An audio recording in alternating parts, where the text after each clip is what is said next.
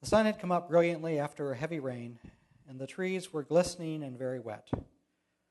On some impulse, plain exuberance, I suppose, the fellow jumped up and caught hold of a branch, and a storm of luminous water came pouring down on the two of them. They laughed and took off running, the girl sweeping water off her hair and her dress as if she were a little bit disgusted, but she wasn't. It was a beautiful thing to see, like something from a myth. I don't know why I thought of that now, except perhaps because it is easy to believe in such moments that water was made primarily for blessing and only secondarily for growing vegetables or doing the wash. I wish I had paid more attention to it. My list of regrets may seem unusual, but who can know what they are really? This is an interesting planet. It deserves all the attention you can give it. Water was made primarily for blessing. And it is for that reason that it is no surprise that water is everywhere in the scriptures and the biblical stories.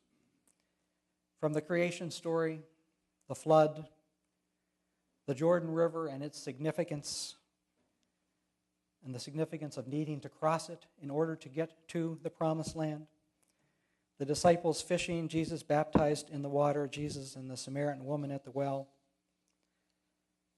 Water, water everywhere, all through the stories. The Bible opens and closes with images of paradise and with images of water. The last chapter of the book of Revelation ends like this.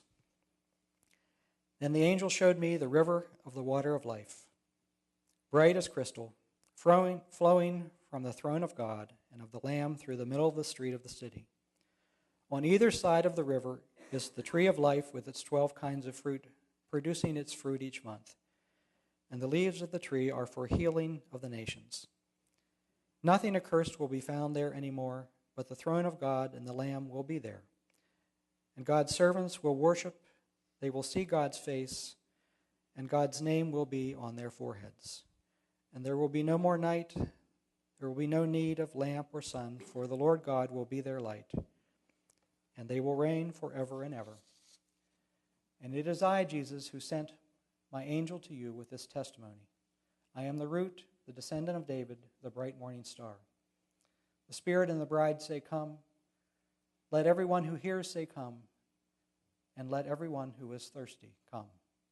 Let anyone who wishes take the water of life as a gift.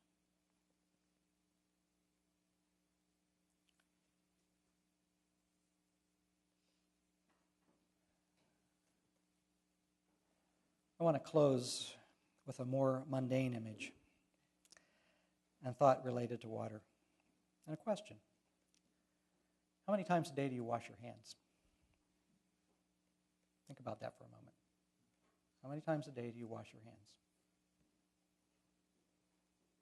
There's no right answer. There's only one wrong answer, and that's if you say never. Most of us wash our hands a lot. Did you know that there is a global hand washing day? I didn't either. I've learned it. It's October 15th. And there's a reason for it.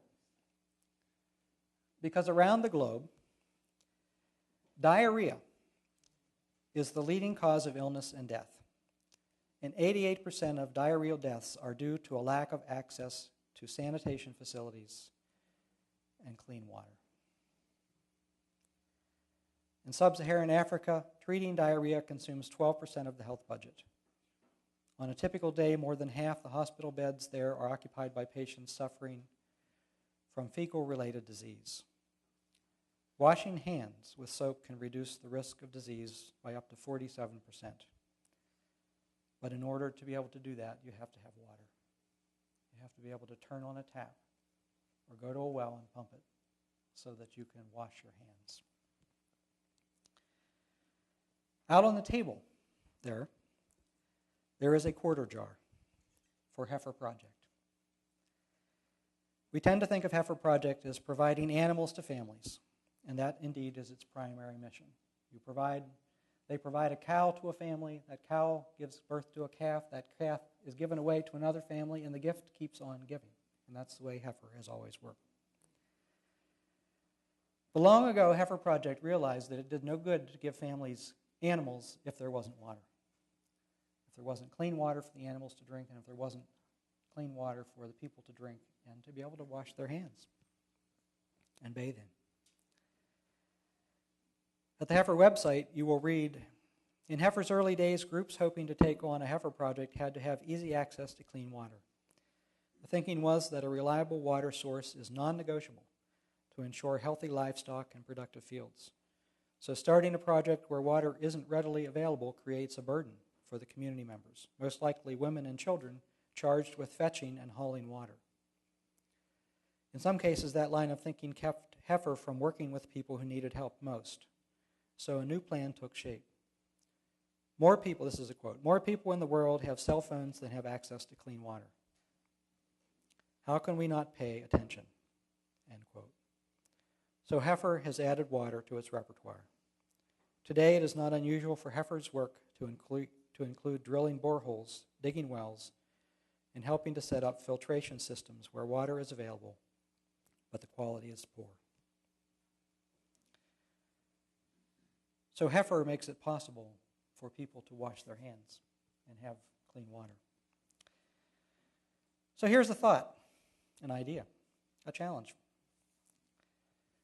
Take a jar and stick it next to one of your spigots. And every time you wash your hands, put a quarter in it. And bring it to church. And put it in that quarter jar out there and get it filled up more quickly than it's getting filled up now. Are there children here who are listening? Get your parents to do that. Take that jar, put it next to a spigot, and put a quarter in every time you wash your hands.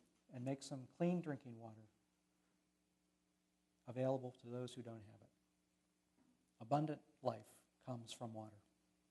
We can make it happen for real for more people. Thank you for listening.